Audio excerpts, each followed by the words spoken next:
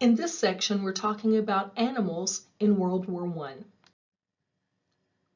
Horses, mules, and camels were used for obvious reasons. They could carry people and they could carry supplies. Horses were generally used to carry medical supplies or other military supplies that might be needed near the battlefield. They also were the source of ambulance transportation at the time, with these horse-drawn ambulances, sort of like a horse-drawn carriage, except the carriage was an ambulance setup. And they also were used for medical evacuations. If you had to get someone out of the battlefield quickly and back to a more stable situation, then horses were often used for that. There was also an imperial camel corps. There's a picture here for you to see, but camels were used in battle. Horses, mules, camels, they all carried heavy loads over really rough terrain. They carried supplies to the war front line, often after heavy bombardments. There were cavalry troops that were mounted with horses and camels, as pictured here. And there were even some oxen that were used for heavy lifting. And here's another image. This is of the Ottoman army cameliers. And this image shows horses helping to pull howitzers. So these howitzers are, as you can see, they look like cannons, but they have other characteristics that are a lot like field guns or mortars. So they were very powerful and very, very heavy, and that's why it took all these horses to pull them. And dogs, aren't they cute? Aw, this dog and other dogs like him were used in World War I, often for search and rescue, which we do tend to affiliate dogs with today. They often led stretcher parties to the wounded or the stranded. They carried water and medical supplies to men that the ambulances couldn't reach. They were guard dogs and scouts. Sometimes they were even used for message delivery. You know, they could attach a message to their collar and send it to another troop, and the dog was able to oftentimes make that delivery when a human couldn't have.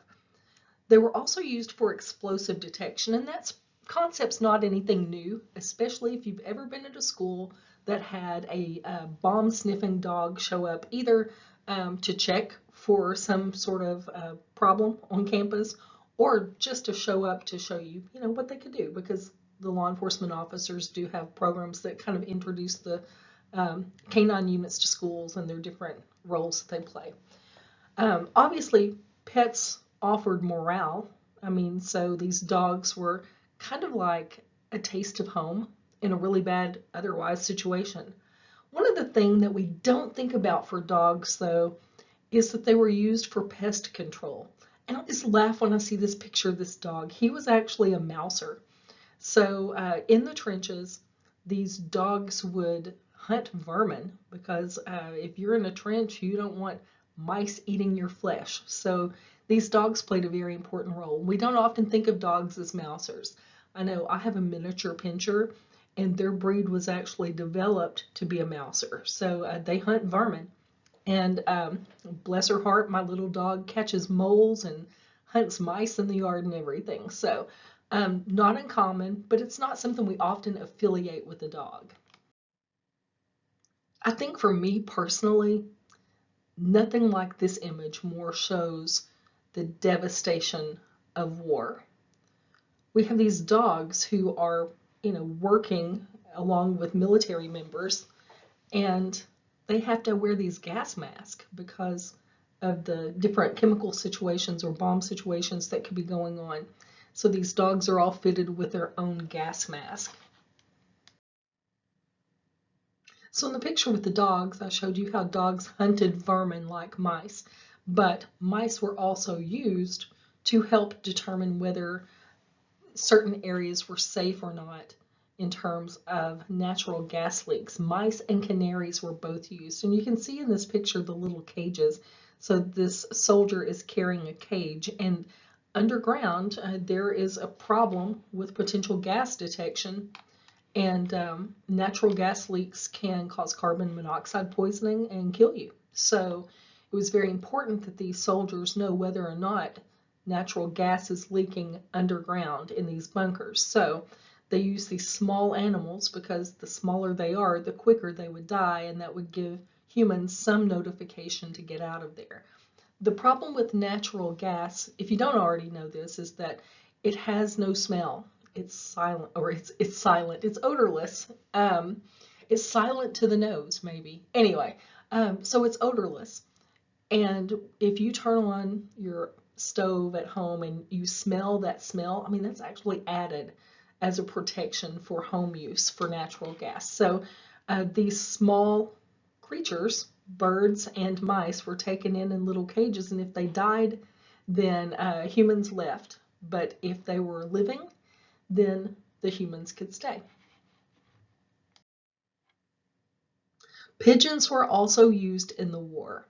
Now, this pigeon, I mean, you can see he's wearing kind of this vest with a camera tied to him.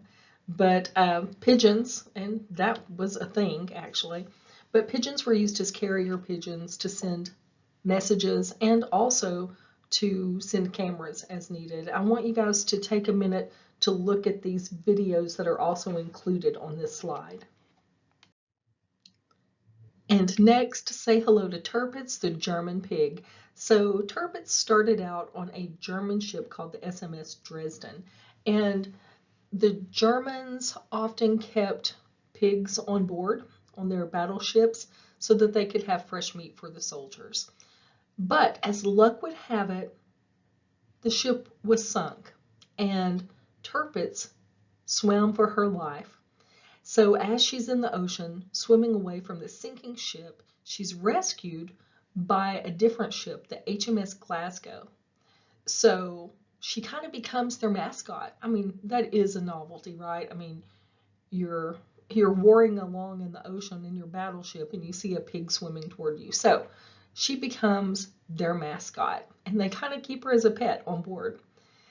After the war, though, she was auctioned off to raise money for the British Red Cross. And Tirpitz lived a nice long life after that. When she finally peacefully passed away, her head was mounted and stuffed, presented to the Imperial War Museum of London.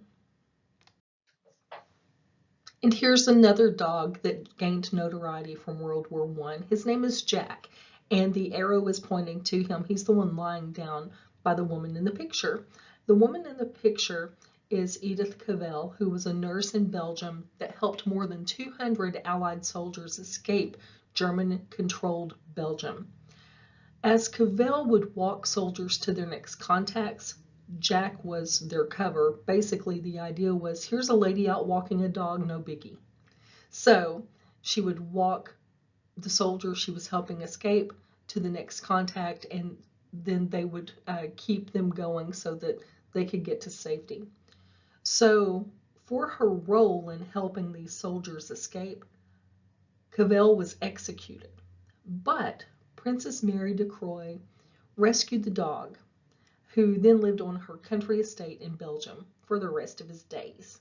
He died in 1923 and was embalmed, and he was also displayed at a museum, the International War Museum in London, until 2013. And here's another horse, Warrior. Warrior was the horse of Captain Jack Seeley, who was of the British Expeditionary Force.